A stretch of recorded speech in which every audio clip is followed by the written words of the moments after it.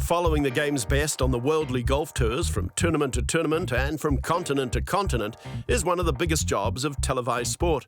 And while the television audience for professional golf reaches into the hundreds of millions, there's no overlooking the reach of radio. The European Tour provides its very own radio service, and the man responsible for the majority of the content is Nick Dye. Well, Peter Hansen and Thomas Aiken still leading the way after their exceptional rounds of 66, 6 under par. Jean-Francois Lucas holding out from the sand at the par 5 12th. An eagle there means he's at 5 under with another 3 holes to play now for the Frenchman.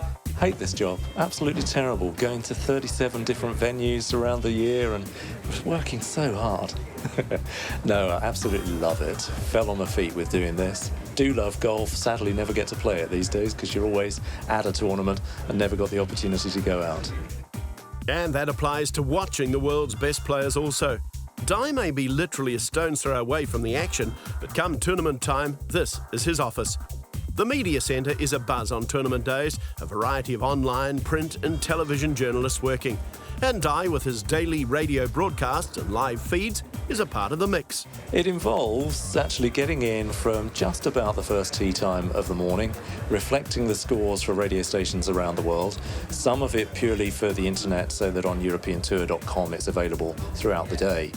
So in the modern world of media where television dominates, how does radio compete? Well, after 5 years, it seems that Dye is very much a part of the European Tour furniture.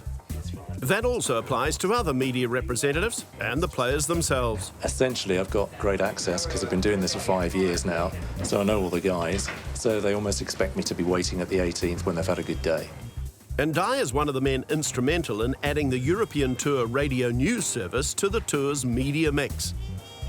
I got a phone call out of the blue to set this up, and we weren't at all certain how things were actually going to work in terms of technology and in terms of demand. It's good in terms of the sponsorship because you'll have an event like the BMW PGA, which most people might just say the PGA Championship at Wentworth. I make a point of saying BMW in the pieces, so the service is all reflected in that way. The radio stations, by and large, get it for free, so they're laughing, and they're therefore happy to have the sponsors mentioned as well. But purely from the technological point of view, couldn't have done this. As you say, 5 years ago, it just wouldn't have been possible to do it in this kind of fashion and get those interviews, get those reports. The minute they're done, they're all around the world. You can check out Dye's latest news offerings to the world of professional golf at the European Tour website, EuropeanTour.com.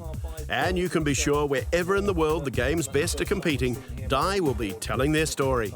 Anthony Wall and Graham Storm also there at 4 under. Nick Dye at the European Open.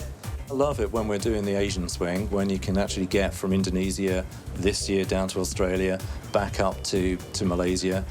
The Chinese events are terrific as well. They were a step into the unknown initially, and it's taken quite an education in China to, even from this technical point of view, to get things working to the same standard as Europe. But that's all part of the challenge. And then when you get to wonderful events in the centre of Europe, like the Omega European Masters up in the mountains of Cransessière, terrific.